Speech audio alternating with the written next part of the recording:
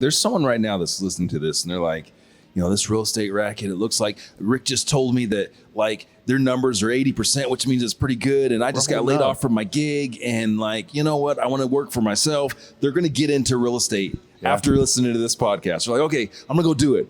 What should they do? What do they need to be focused on as they start their career in real estate? Right. So in our state, there's a pre-licensing requisite. So you've got to take a 75-hour course. Okay, that shit's done. And that just teaches you how not to go to real estate jail.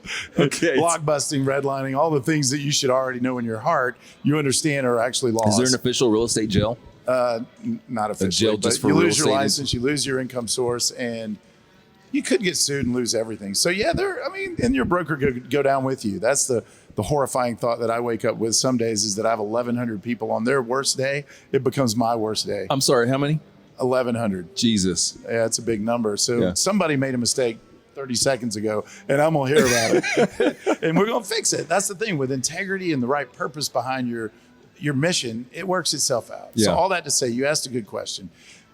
First step is to recognize it's a people puzzle. And if you don't love people, probably not your gig.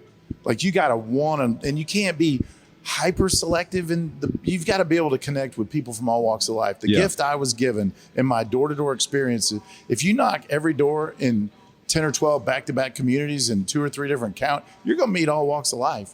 And are you an attractor and a connector, or does that cause stress and dysfunction in your heart and mind? Like some people just aren't wired for that.